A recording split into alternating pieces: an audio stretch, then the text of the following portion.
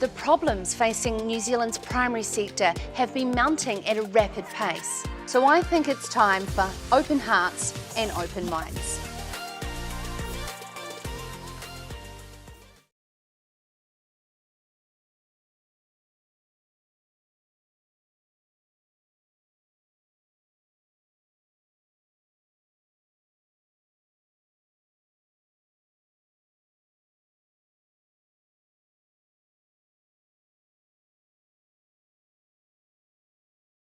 My family of Farmers Weekly, who bring you the depth behind the headlines so that you are up with the play on all the matters that matter most. Now, she's tough going, this life business, isn't it? And all I seek is to bring you hope and optimism when it feels like, you're being served up a shit sandwich. I'll never deny a good debate to hold those to account on the ideologies, to enforce the rules and regulations. They're simply a representation of their ill-informed advisors, aren't they? But when it comes to the reality of our own precious gem in our crown, what our consumers want, I am the first to wink and say, game on, let's navigate this together. We will weather this together, regardless of that weather. I want to firstly acknowledge the tragedies that many are facing at the moment. The heartache in Oha is devastating, with the fires bringing many homes in a community to ashes. The heartache of the passing of giants that have walked among our rural communities recently. My deepest condolences are extended to every rural community that is fighting it hard at this time and at any time. But at the same time, it's hard to find gratitude when the struggle is real. The turning point I found was that it ends when you can reconnect with that thing called gratitude. And I'm sure there's a power load of it floating around rural New Zealand right now. I just want to say I'm really grateful for my amazing team that's working behind the scenes at Period Media. It actually is awesome to say the word team. And I mean, as I said to you, Farmers Weekly is my extended whānau and it's worked to support the growth of Ceres Country. But here at Period Media, based in Taitapu in Canterbury near Lincoln, we've exploded. It's crazy. I pinch myself. I was this silly blonde girl, once described as an ambitious little shit. But now we're a team of 7, and that's within 12 months, from editorial to production to social media, and we have a team in the UK. I absolutely do pinch myself every day, and I realise how grateful I am to be here and to walk in these shoes. So wherever you are around the world, wherever you are choosing to listen or watch, thank you so much for taking the time out of your day to join us. And of course, it was the moment when you do get to step back and realise. I actually took off on Thursday morning, came back this afternoon, and this was to help my friend renovate his house. And probably had way too much time to myself and lots of music and all that. And so you're sitting there painting away in the bathroom and scrubbing away, getting it ready for sale. And I was starting to think about those reality DIY programs where they're racing against the clock, like The Block. It's just absolutely crazy. That pressure is so real because you've got only a weekend to sort of get it around. So I thought for a bit of fun tonight. And I know that a lot of our live viewers probably aren't into watching a lot of television, or maybe they are. Our on-demand listeners may be going, watching TV, what's that? I'm out working from dusk till dawn. But let's have a bit of fun. Because I don't want to talk about the Ranfurly Shield match, let's be honest. What are some of those favourite reality shows? Is it the building shows, the cooking shows, or God help us, those love shows? Are they proper trash, or what is your favourites? Is there something that you just do have a wee secret crush on? I certainly do love the building shows. Grand Designs is certainly fantastic, isn't it? I mean, it is such an awe-inspiring watch. But at the same time, too, seeing people flip houses, and I don't know, that's just me. But you might be into cooking or things like Love Island. I want to hear from you in the comments just to have a bit of fun to see who is watching with us around the world. Now, what is coming up in the show? I'm excited about our lineup. After 7:20, are you feeling concerned about the speed and scale of these government-led reforms? Well, Beef and Lamb New Zealand's chair, Andrew Morrison, is going to join us to discuss the survey where farmer confidence levels are at their lowest since 2017. And as I said last week, no surprises, that of course was going into that almighty election. After 7:30, spring storm surprises have been a many in lots of parts. Are they out of the norm? And what more could be in store around the country? Front page of this week's Farmers Weekly believes that there could be part of our future. So I've asked WeatherWatch's Philip Duncan to join us to outline what do those months ahead look like. And to close the show, we are going to invite Hawke's Bay farmer Peter Tod to the show. Peter features in Richard Rennie's article in this week's Farmers Weekly, where he urges farmers in dry-prone areas to sharpen up their management skills. And he's going to share with us his drought experiences and how his family operation has become more resilient. But to kick off, after the short break, Will Noble has taken the chair as FarmIQ's new chief executive. He has a strong background in technology, and I'm looking forward to catching up with Will as he's going to share with us how he wants to put farmers at the centre of everything when it comes to this map-based technology platform and where this can take us. We'll be joined by Will very shortly. This is Sarah's Country.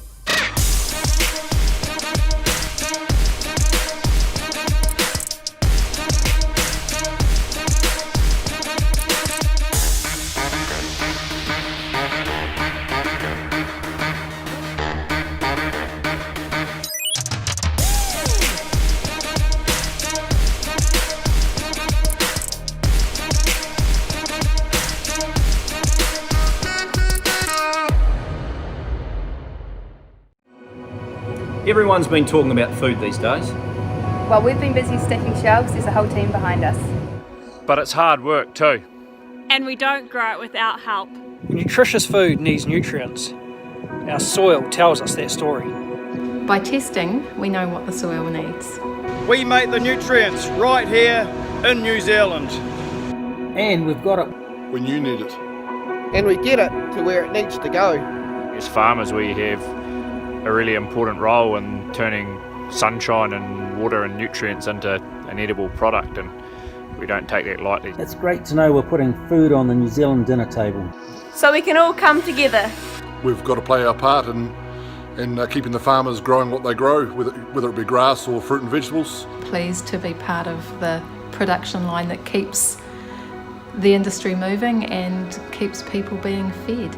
I have been speaking to a farmer and they appreciate what we're doing. They're really happy that at this critical time of the year for their autumn applications, our stores and supply networks have stayed open. You're proud and privileged to be part of the team. Thanks for the hard work, team. Let's dig in.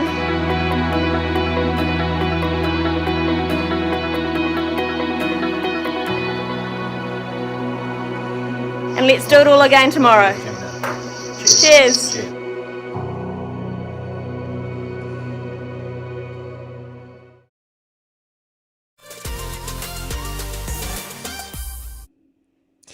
Now, the new FarmIQ Chief Executive, Will Noble, wants to put farmers at the centre of everything that the map-based technology platform has built itself on. Coming from a career out of technology, and this is mostly in software, which is described as software as a service, so this is SaaS, in its niche markets, but he says that his role gives him a feeling of connection with a rural lifestyle similar to what he experienced growing up. Despite FarmIQ being around for 10 years, Will says that it is at a very exciting point in its evolution, and Will joins us now. Good evening. Thank you so much for joining us on Sarah's Country, Will, and welcome to your new role at FarmIQ.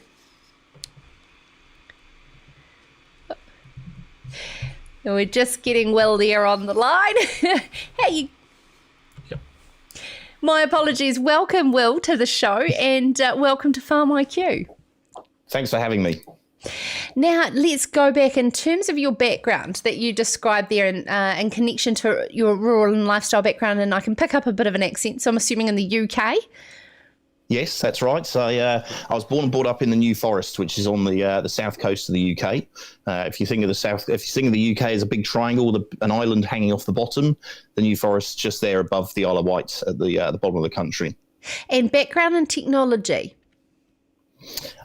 So my family were farmers on one side, builders on the other. It was the building part of the family that sent me off to university to study architecture. Decided that's not what I wanted to do with my life, and could see that the internet was not just going to be a passing fad. This was in the late 90s, and so I got into IT, and I've been in IT ever since. But I've always had a profound connection to my family's agricultural roots, which we've got dairy farmers in the family, beef finishers, and also market gardeners and arable in the family as well. So yes, coming to FarmIQ, where technology and pastoral agriculture come together, just feels like a really wonderful confluence of all those previous influences to me. For those who are unfamiliar with the technology FarmIQ, can you give us a bit of a background in its history to date? Because there has been some challenges for FarmIQ to get to where it is. Yeah, so FarmIQ was established 10 years ago as part of a primary growth partnership funded out of the government, and the aim at that point was to prove that by providing farmers with intelligence layered over the data that they were collecting on their farm, being able to use that intelligence inside the farm gate to make decisions, that you can improve and build greater value through the primary value chain. Meaning that ultimately farmers would get a better return for their investment. So what that means is by pulling together the lots of different pieces of data that you have on a farm, and data can be carving information in a notebook. It can be the inputs that you're putting onto your paddocks. It can be the dates that you're moving stock from one paddock to another. It can be live weight gains that you're measuring with your Gallagher kit in a heading unit.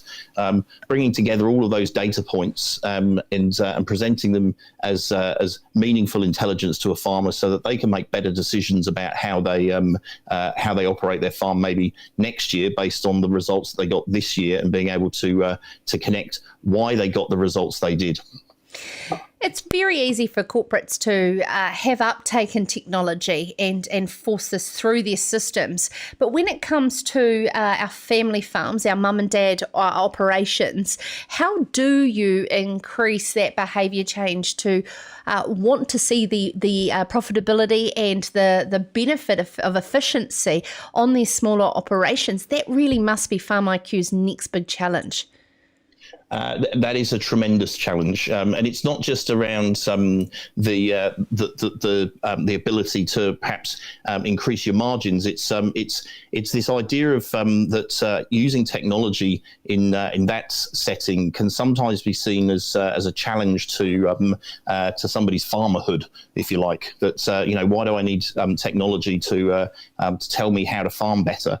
And actually, it's not about that. It's about acknowledging that all of the best athletes in the world, all of the best teams in the world have coaches and nutritionalists and a team of people around them that help them make better decisions to be the best in their game. And look, there is a shift happening in those mum and dad and intergenerational farming families, where people are adopting things like Zero linked to Figured. So using those farm management pieces of software which flow data through into FarmIQ, which then turns the output of what's happened during the year into intelligence to which a farmer can look at, and it helps them make those better informed decisions, like I was talking about. It's the way that, as I say, a coach or a nutritionist would in a sports setting, for example. Well, in all your software experience with the Primary Growth Partnership Fund that funded FarmIQ in its 7-year program, and it had to be commercial when it hit after into year 8, was there enough money realistically spent? And to follow up, was it spent well if it was too much? I think that probably the right amount of money was spent, and look, we've got challenges in terms of how we embrace the future opportunities that have presented themselves to FarmIQ, and that's going to be around opening up the platform to be significantly more open to support things around sort of the environmental compliance and other farm planning compliance that farmers are going to have on their plate before too long.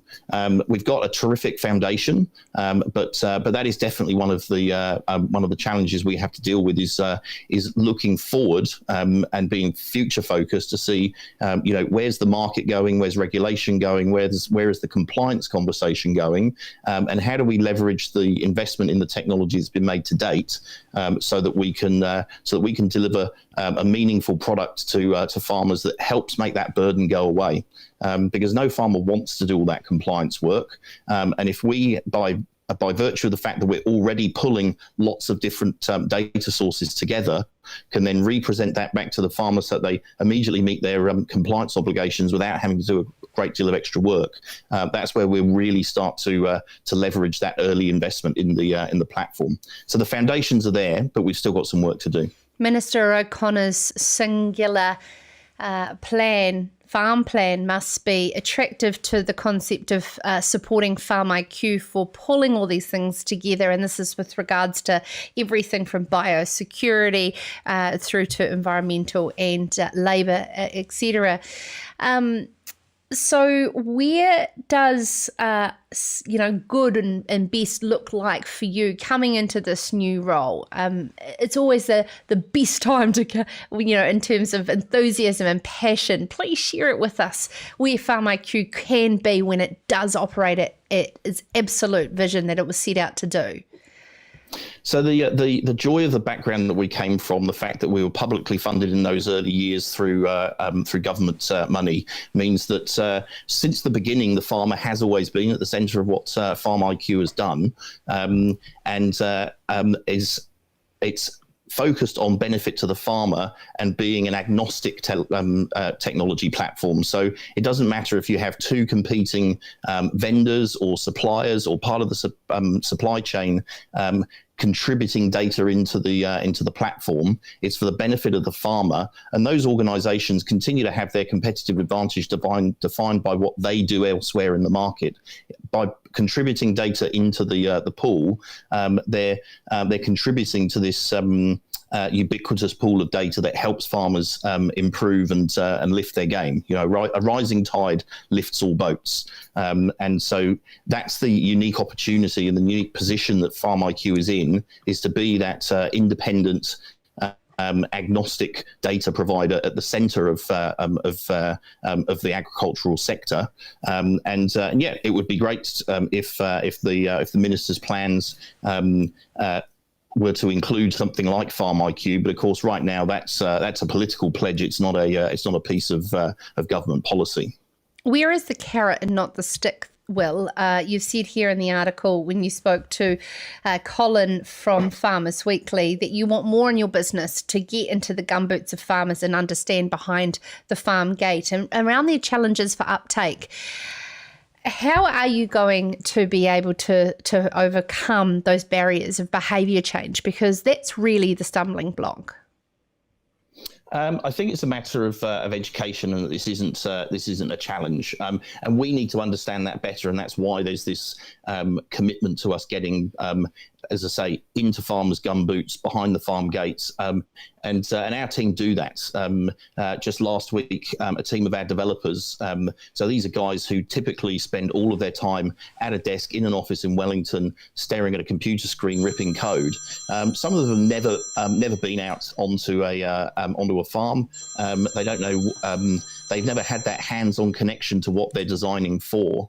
And conveniently, when they were on their farm visit last week, up north with on the farm of a brother of Jock, our GM of sales and customer success, there was driving rain, there was mud up to their ankles, and the farmer was showing how how the app actually works in reality, literally in a yard, up to their knees, or not to their knees, up to their ankles in mud, in driving rain. And all of a sudden you get these guys going, I now get that, farmers often have fingers the size of sausages, and it's not that easy to use an app when you're in the driving rain with covered in mud, trying to press a tiny little button. So it's things like that about making sure that we're designing the interface of this thing for the farmer so that they want to use it because it actually makes their life easier. Whilst the notepad is the most convenient thing to use, they'll continue going back to the notepad. So we have to get to a point, as you say, of giving them a utility that is better than the notepad. Well, I'm not going to critique as you've come into this new role, but I'm saddened that it's taken 10 years to work that out. And can I suggest that you stick around and listen to our next interview with the chair from Beef and Lamb, Andrew Morrison. His confidence levels have fallen to the lowest levels since 2017, and a few things your developers might be able to pick up on the environment that farmers and growers are faced with. But before you leave, we are talking around reality shows. I do want to generate a couple of comments. What is your favourite reality show, or do you just absolutely hate them? Is the last thing that you would want to watch?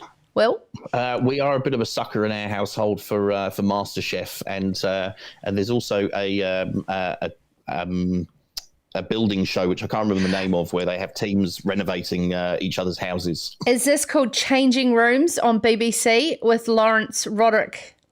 I'm just reading his Wikipedia, so we're talking about it in the break.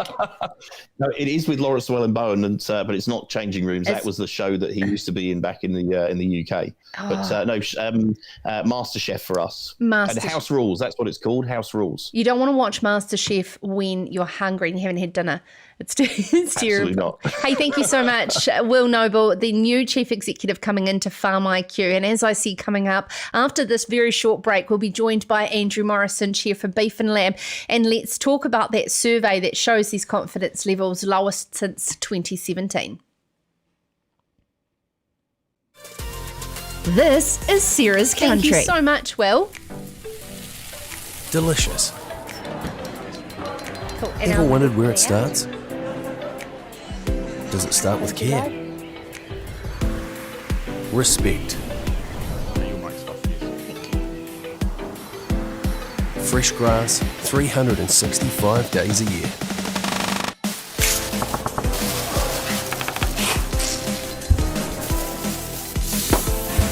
The truth is, delicious doesn't start in a single moment or with a single ingredient.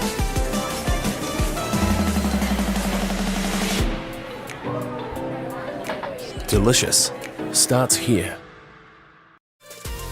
This is Sarah's Country.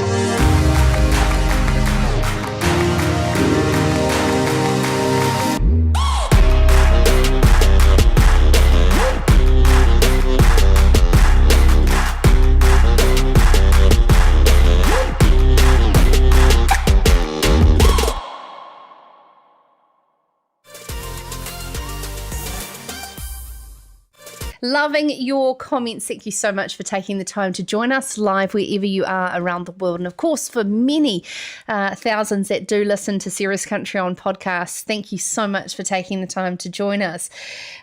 John Williams, yes, it's real. yes, the log does go back and forward, and yes, it is in Hawke's Bay, and you tell me that I'm not allowed to throw it one way unless I take it the other, so congratulations, Hawke's Bay. Anthony wants to say that he does enjoy the cooking shows, and Brett says, I cannot believe this, you're a Married at First Sight fan. Or is the word entertaining more, that you're laughing at them rather than with them? Oh, goodness, there is some tragic reality shows around. And Michael Ross has said he's glad that the development team of FarmIQ, who we just heard from, has got out on farm. I think so too. Paul Harris has just joined to say, where does Andrew sit on freshwater regulations, and has that knocked farmer confidence? And what a great way to lead in to our next guest. A new Beef and Lamb New Zealand survey shows that sheep and beef farmers' confidence has dropped to the lowest record since August 2017. Beef and Lamb New Zealand Chair Andrew Morrison says that sheep and beef farmers are increasingly concerned at the speed and scale of this government-led reforms with an S. Of course, farmers have been worried about the potential impact of these significant policies, and Andrew joins us now. Good evening, sir. How are you from the deep south? Good, Sarah. Yeah, we've stopped snowing and we've stopped flooding, so we can sit here and relax for half an hour. We've got Philip Duncan on to close the show, so is there any questions I could pass on to him about what's coming your way? Yeah, well, it's been a challenging week. This was a pretty significant snowstorm down here, so there's a lot of guys I really feel for. And I want to call them out, because, it's a tough week when you're middle of lambing. You've worked all year to get to this point, and for an event like that to come through. So, look, just thoughts are with you guys. And, anything you need, Beef and Lamb is there to help. Oh, good on you, Andrew. Fantastic way to kick it off. And the reason we're having a chat is this confidence survey, another blow weather-wise on top of the many government reforms that we've been dealing with since August 2017, to be fair. National Policy Statement on Biodiversity and Fresh Water. Let's firstly go down. Paul wants to know where you're sitting on the freshwater regulations having knocked farmer confidence. Is this the big one? Yeah, I think we want to contextualise this, Sarah, because, let's remember, we've had some pretty big events in the farming community this past 12 months. 80% of New Zealand was in a pretty significant drought. Then we had COVID hit, and we all had a bunch of concerns around stock processing, horticultural processing, milk processing. We did bloody well to get through that. I really want to call out the meat processors and MPI that were essential services, because, we did really well as a sector to get through that. So there's a bunch of that stuff been playing on people's minds.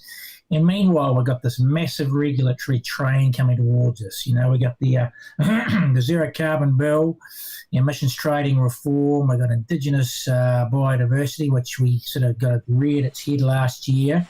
And they've put that off till after the election. And we've got the essential fresh water. So look, no surprises here that the guys are a little confused or a little worried around the speed and scale of all this stuff. So it's my apologies. Haven't really answered your Paul's question around where do we sit on essential fresh water. Yeah, look, we got a lot of concerns around this. Kind of understand the why, but it's the implementation and the how is where we've got a bunch of questions in this space. Now, this UMR research who conducted the survey, there's 46% of farmers that are still confident in the future for New Zealand. And, I always err on the side of optimism here on Sarah's country. I'm sorry, it's just the way I'm bred, Andrew. But that's still positive to a point. Yeah, well, it is, and let's talk about that, because I'm an eternal optimist too, Sarah. I wouldn't be doing this game. And although I think there's a huge potential for our sector, we've done a lot of the hard yards in the past since the reform of the 80s. What we saw during COVID, we had multiple markets we could diversify our products into. When China shut down, we repositioned into Indonesia, Malaysia, and countries like that. And then when China sort of opened up again, we're back there. So let's look at the positives. Markets are strong, productivity is strong, global demand for protein is strong. Not saying we won't have a few headwinds with potential recessions globally, but, the fundamentals are pretty strong. So as we're eternal optimists, let's contextualise that as we think about what the rest of the community is going through too. How do you do it as an organisation such as Beef and Lamb, and leading in your role as chair, to carve a path forward through this noise and negativity to maintain confidence in farmers and growers who need to get up every day and put those 2 feet on the ground? Well, I suppose there's a whole bunch of stuff. We always want to be an insights-driven business. So, like, when you get posed with whatever challenge you've got, be it regulatory, be it markets, first you've got to understand it. Now, hark all the way back to the alternative proteins report we did. That was trying to understand the challenges and contextualise them.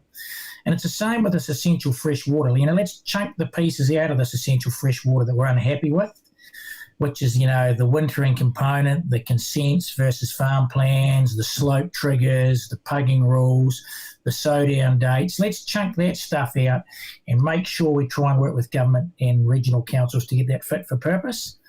But, some of that stuff is you can understand the why, but as I say, you got to go back to let's get that stuff stripped out and workable for farmers. This confidence gets eroded when they just can't sort of see the way through it. I think that's what worries them. Yeah, and also too, we just heard there in no knocking to Will Noble, who's just come into the position of chief executive at FarmIQ. It's taken 10 years for their team to put on gumboots and get behind the farm gate. And a lot of these regulations are coming out of ministries where they have no background, they have no experience of tangible understanding to be, in your words, fit for purpose. That is probably what's driving a lot of confidence knocking. This is what the guys get frustrated with because, we all do our best and we've done a bunch of stuff in the environment space. And when we see a rule like sow-down dates for our crops, well, it would have been kind of challenging for me to get my tractor out the last couple of days in a snowstorm. And we're not, I don't want to be disrespectful, but we're not morons. And so we sort of think about when is the best time to sow seeds that are going to get the best result. And so, look, when the conditions are right, we will be out there as soon as we can. So that's the sort of stuff we'd like to work with government because we want them to understand that we understand the challenges, but let's be practical around this stuff. I am hoping to get Andrew Hawke on from Feds, and this is with regards to Vangali Vitale, who was on the Beef and Lamb webinar on trade. And our consumers are calling for this, though, Andrew, so we're led to believe that New Zealand needs to maintain this very high standard. And so, therefore, there is a bit of chicken and egg here, isn't there, in terms of, on one hand, Minister O'Connor is wanting to bring in what he said on Sarah's Country effectively is a licence to operate to appease our consumers, yet given the freedom to actually get on and do the job that we all know how to do, which is farm. How do you balance that? Well, this is where I sort of go back to that alternative proteins report, because when we did that, it sort of contextualised or made us understand why would somebody turn away from what we think is a perfectly good protein and eat plant-based.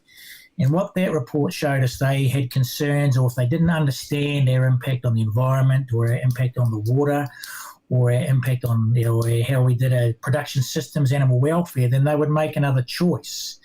And so Vangelis I think is right. By the same token, I think Andrew Hoggard was right, because all he was saying in his article was, let's make sure the standards across borders are the same, and you can't ask some of your trading partners to do more than what you're doing in your home country or the country that we're trading in. Mm. And when it comes to confidence, I understand that Southland was particularly one of the worst in terms of confidence. A hard question, but do you think there's a cultural difference between the regions in how they perceive things as well, Andrew? Yeah, look, I think there is there. I can always joke because I'm one of them. I'm a Southern Presbyterian. We're sort of... I'm not going to say dour by nature, but right since I've been on the Beef and Lamb Board for 6 years and we've been doing the surveying, the Southern South Island region possibly exhibits the least confidence traditionally. By the same token, the impacts of the essential fresh water is pretty large for them because this wintering stuff's really concerning them. So look, I kind of understand it on two levels. We are a down in the mouth sometimes, but these impacts are significant down here. Yeah, absolutely. And our thoughts are with those farming in Southland at the moment with the weather and, as Andrew said, the extent of those regulations affecting Southland a lot more. Andrew, I know it's very frivolous to be talking about reality TV shows, but we like to have a little bit of fun, a bit of light to the shade. Do you get a chance to watch any reality TV shows, or do you think it's just all a load of crap? Oh, he's frozen on me. Yeah, so subsequently, no, don't watch a lot of them. No. My daughter is deeply embarrassed with me. I kind of like romantic comedy movies, and my daughter won't watch them with me. Found out something great about Andrew Morrison here tonight on Serious Country. That's excellent. Thank you so much. I really appreciate your time, Andrew, on the show and everything you do there in your role as chair for Beef and Lamb New Zealand. I do have to eat my words. Kate Taylor has said, go the Magpies. Yes, well done. Not only did you steal the log of wood off Otago, you thrashed Canterbury, you deserve it, you're having a good year. So there you go, I did it, John, just for you. Now coming up after the break, we're going to get a wrap. The spring storm has surprised many. How long will this volatility happen through the next couple of months? Phil Duncan from WeatherWatch will join us very shortly here on Sarah's Country. This is Sarah's Country. Balance has its own team of innovation specialists. It's our job to lead the way, working with some of the most cutting-edge science and research. We've got partnerships with some of the best suppliers in the world, so our farmers get the very best products for New Zealand farms. And in every region across the country, the conditions are very different, and farmers and growers' needs are too. That's why we're always looking for solutions that are just right, like here at our Huntly Service Centre. And here in Canterbury, we've got a self-service silo, so I can pick up fat when it suits me. And here in Morrinsville, we've got a world-class mill. That means that we can safely deliver our customers with the freshest, highest quality feed and minerals. It's about putting the customer first, because that's what drives our business. We've been focusing on faster turnaround of orders. We've got to get the right products to the right places at the right times. Here in Taranaki, we've got New Zealand's only urea manufacturing plant. It's where we create our premium sustained fertiliser. We're supplying nationwide and working locally. By getting to know you and what you want to achieve, we can help you get there. And with the new My Balance platform, Balance has put my farm at my fingertips. In fact, we offer support in all sorts of ways, sharing the best nutrition practice with farming families across the country, whether we're talking about animal health, farm productivity, or looking after our natural environment. Sustainability underpins everything we do. We use our local expertise and the latest tools to help farmers and growers navigate the changing regulations, so you can leave your farm in great shape for the future. And we can be really accurate, avoiding areas like wetlands and waterways with our award-winning Spread Smart tech. It makes the job far safer, more efficient, and gives you the best results. When you've got access to that kind of know-how, you've got the support you need to make sure you're farming sustainably. It's that kind of thinking that'll keep us going for generations to come. Together creating the best soil and feed on earth.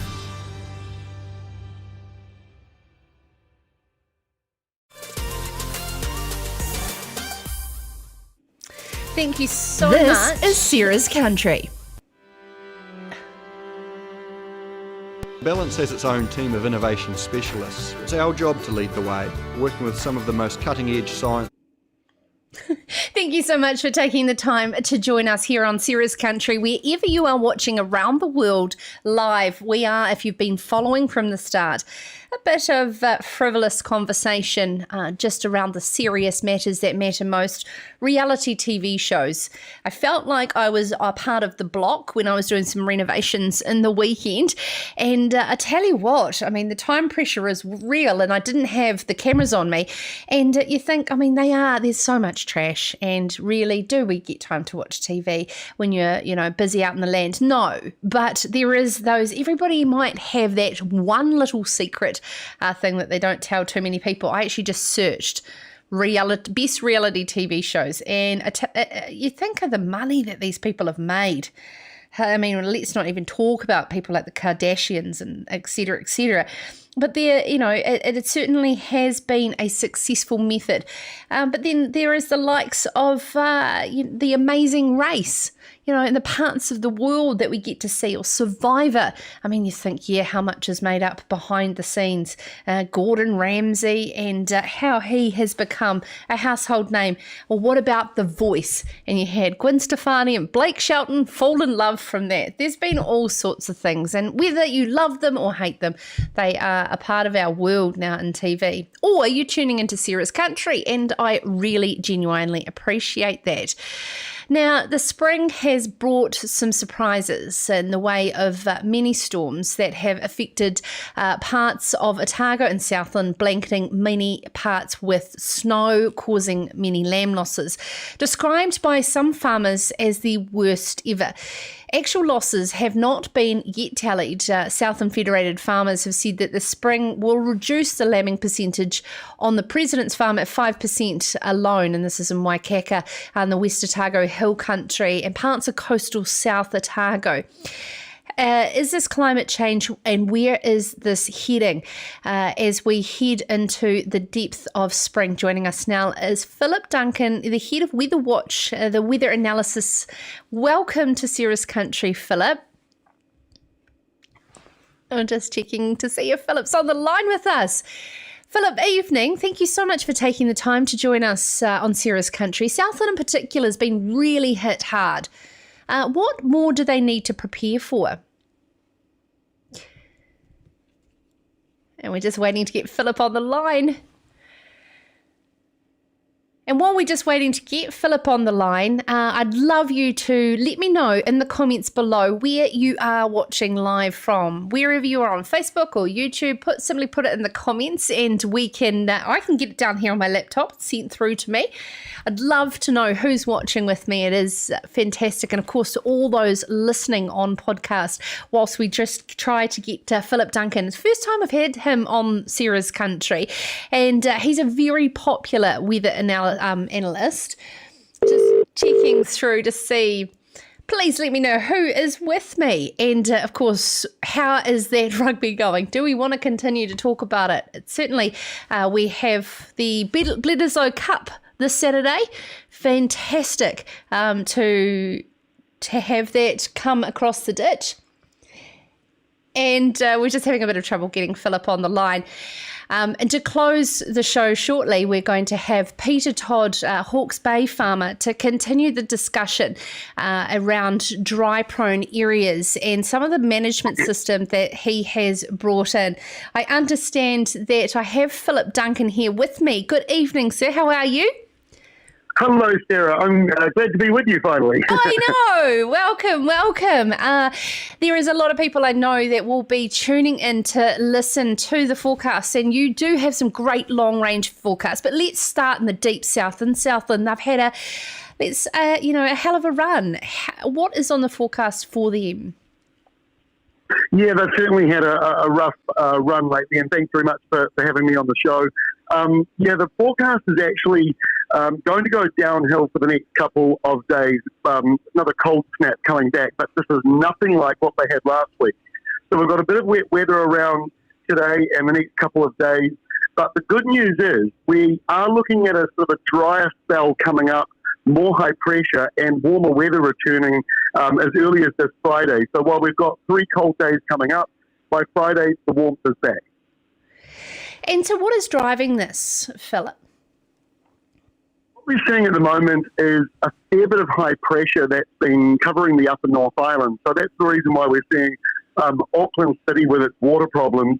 And many of the regional, the northern regions like Northland and Waikato, they're also starting to show some signs of being drier than normal because of the high pressure belts that have been up there. It's remarkably similar to last year, where it was a lot of high pressure coming out of Australia, making it drier than normal weather pattern. And in fact, that's what got us into this problem in the first place. But it's covering the upper North Island. So the lower South Island, far more exposed to the low pressure systems down in the Southern Ocean. And they've just been bouncing up and hitting Southland over and over and over. And sort of everyone between Southland and the upper North Island have been in that squash zone of windy westerlies. So it's sort of a classic spring setup, but it's not favouring Southland at the moment, although I do think it will start to improve there soon. So long term, is this something that we will need to become accustomed to in terms of the volatility of when it actually comes? I mean, snow in spring in the lower south is not something foreign to farmers down there. It's just the severity of it that is that real sticky point. Yeah, the storm that we had last week was a one-off random one. You know, the term weather bomb is very much overused by the mainstream media in this country. It's used for things that aren't weather bombs. And it's a technical term that WeatherWatch has only used 3 times in 15 years. So that sort of gives you the understanding that this was not a normal storm. It's a little bit like, you know, an earthquake. We don't get very many earthquakes over 6.5 or 7 on the Richter scale. So this storm was kind of like that from a weather point of view. So a bit of a one-off. So the snowstorm, yeah, we do get them. We can get them right through till November even. But that's not the norm. And so I do see a more settled pattern coming up. We've seen a lot of high pressure coming out of Australia for the last 2 years. And I can't answer why that is. I haven't really heard a lot of scientific reasons for why that's happening. And I hope it doesn't become the new normal, at least for the rest of the country, because it's also making things drier than normal and much, much warmer than normal. Philip, with so much uncertainty when it comes to weather and so many people with opinions now on weather, what is your advice to our listeners on how to navigate and predict with so much technology in front of them now? New Zealand's the only country on earth to have 2 government forecasters that we tax fund, and they compete aggressively against each other, which is just bizarre. The Commerce Commission is about to make a decision on some of that commercial sort of system we've got. So what it does is sometimes it means, like, for example, today, Net Service said the high in Wairoa over on the in Hawke's Bay, Northern Hawke's Bay, was 28. NIWA said it was 30. So that means you've got 2 different official forecasts coming out, which can make it confusing. And then, of course, our phones all come with a forecast with them. We've got apps like WeatherWatch, and then there's Rural Weather, which is also a product we own. So with all these different forecasts out there, and there are many others, it can get quite confusing. So I guess my advice, and obviously I'm a bit biased, but we do add Net Service into the mix. We ignore NIWA because they're more climate people. They're not really necessarily weather forecasters. And the IBM supercomputer that we use at ruralweather.co.nz is basically crunching all of those different models, whether it's Net Service's forecast, NIWA's temperatures, the Japanese Meteorological Organization, the European Union, the Americans, the Australians, all those public forecasts that many people can find. IBM supercomputer crunches it into one forecast. So I find that's the reason why we're partnered with them, is because nothing really compares to a giant supercomputer that does all the thinking for you, and it gets into all the granular valleys of New Zealand, to all the small communities. It's not just a generic sort of regional forecast or local airport forecast. So that would be my advice. Mix it in with Net Service, and you'll probably find that that's going to cover you quite well. Thank you so much, Philip Duncan there from WeatherWatch. And you've got a fan here in Jock Innes.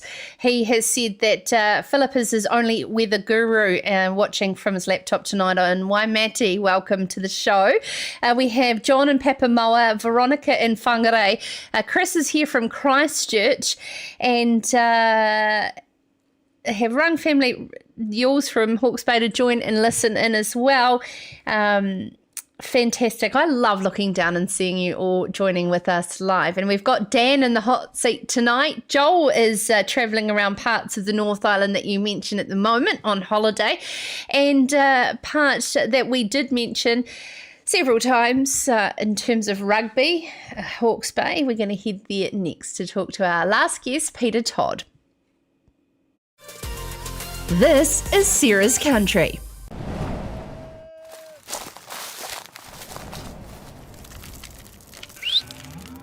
Growing a better world takes courage. It takes foresight and vision. It's about dreaming big, then being brave enough to follow that dream through. To create a world where food is plentiful, soils are healthy, and rivers run crystal clear. A world where we grow more with less, where livestock is tended to with care. Energy is friend, not foe, and waste is a valuable resource. This is the world you're already shaping through imagination, innovation, and determination.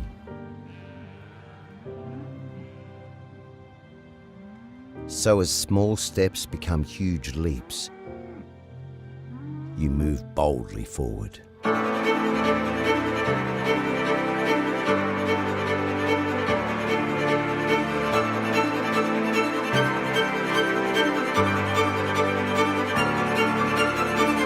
And Rabobank is there beside you to help grow a better world together.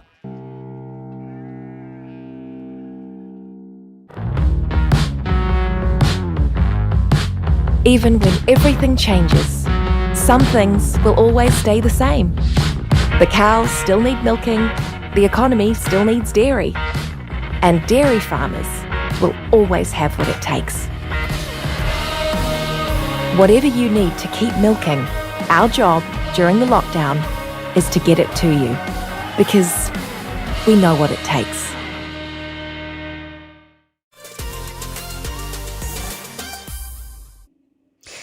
Now, for those who have been following along, we've just heard there from Philip Duncan from WeatherWatch with regards to, as he called that, weather bomb.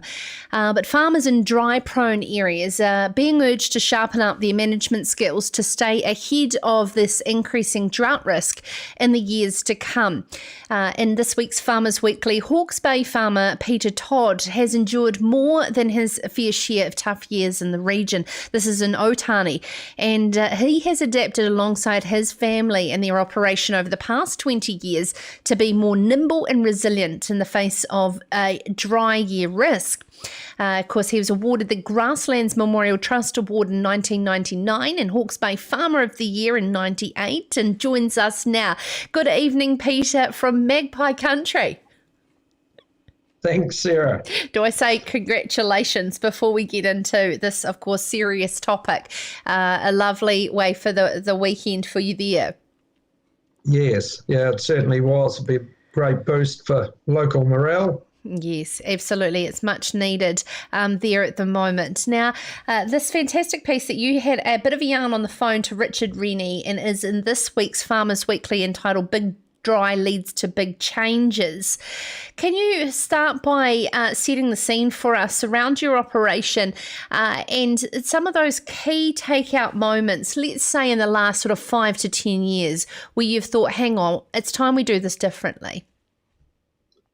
Yeah, we've historically it was a predominantly sheep breeding program here, and we've as we've faced more and more dry seasons, where you keep looking at your policies, and we've opted to move our genetics business into the hills, into supposedly a more summer safe country. Not the case this year.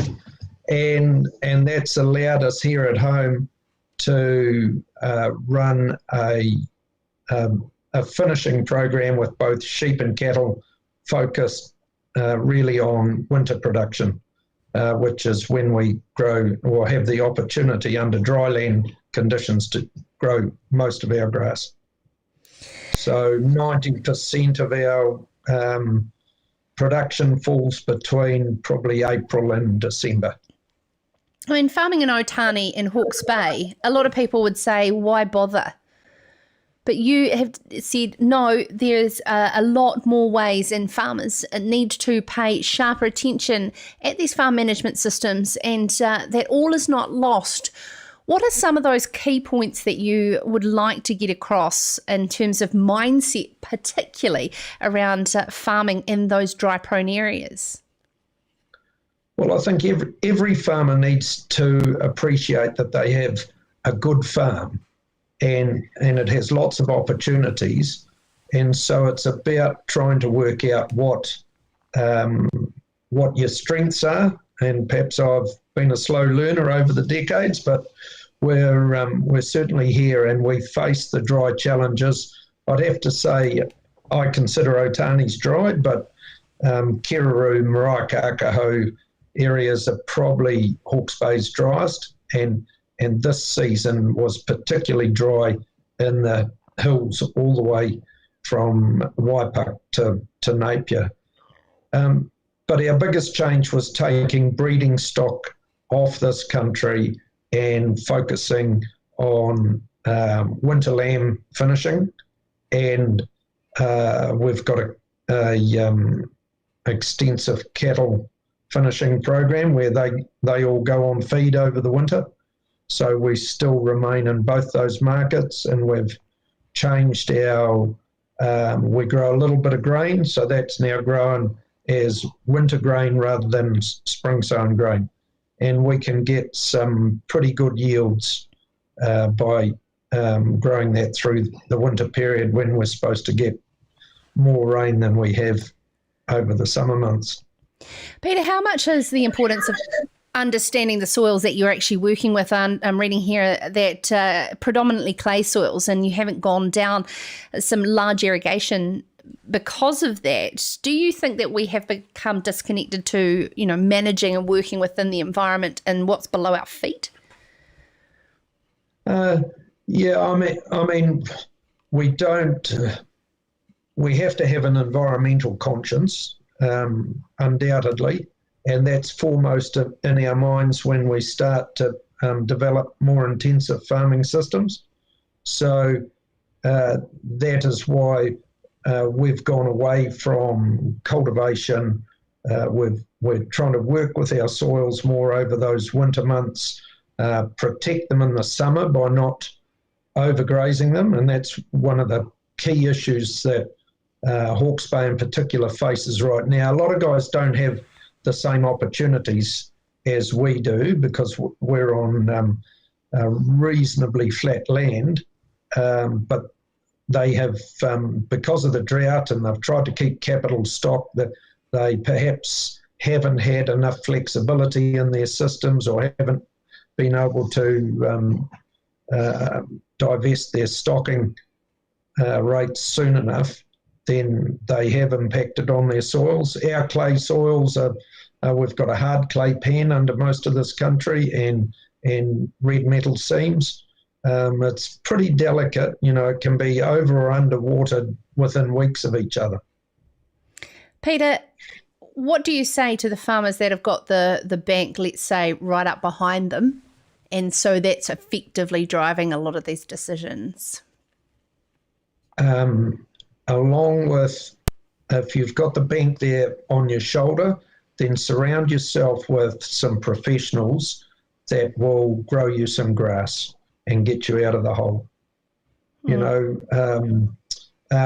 This year's been tough, really tough, and tough for us. We had to divest ourselves of all our stock bar our genetics business.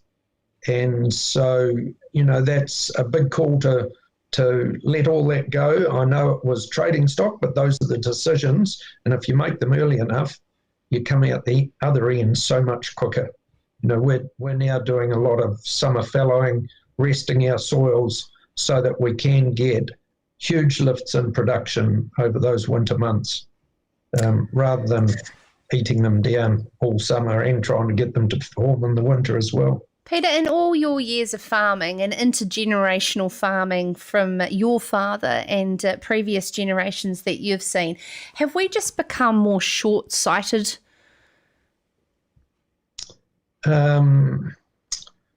Short-sighted with, farming continues to evolve, whether that's daily, weekly, yearly, and there is so much opportunity around technology, pastures, fertilizers, plant genetics. It's just coming at us. I think farming's a wonderful industry to be involved in. I love it. You hear of people wanting to retire. Why would you want to retire when there is so much excitement amongst farmers, and particularly the younger generation? You can see they just throw themselves at it. which is great to see. So I'm lucky enough to be able to carry a bit of wisdom, and if we can balance that with the youthful enthusiasm, then I think farming's got a great future. Okay, Peter, lastly, we're a repeat of this summer dry period. It's got the cards are on the table. It's January. What would you say to farmers in terms of your lessons ahead and advice going forward? Make your decisions and move forward. Don't look over your shoulder. I mean, in this last drought, we made our decisions, got on with it, actioned them the next day, and then you just keep moving forward. Whether you win, lose, or draw over those decisions, you've just got to make them. And it's so important for your livestock, for your own mental health, and we see so much of that within our communities at the moment. I think, just hold your hand up. If you can't make the decision yourself, get some support around you and make sure those decisions are being made.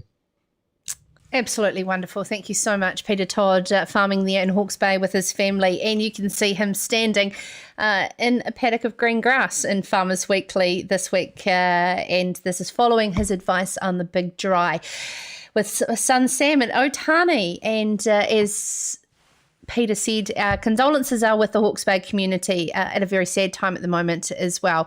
Thank you so much for taking the time to join us here on Sarah's Country. Loving you coming through. Sue said it's hot here in Hawke's Bay today. It was 27 degrees when I got my car at Tie Tap here in Canterbury. Brett says he's watching. We are already very dry with no rain on the forecast in the next 2 weeks. Drains dry have never been dry here at this time of year, and that's up north. And Paul said, a good interview. Thank you so much, Paul.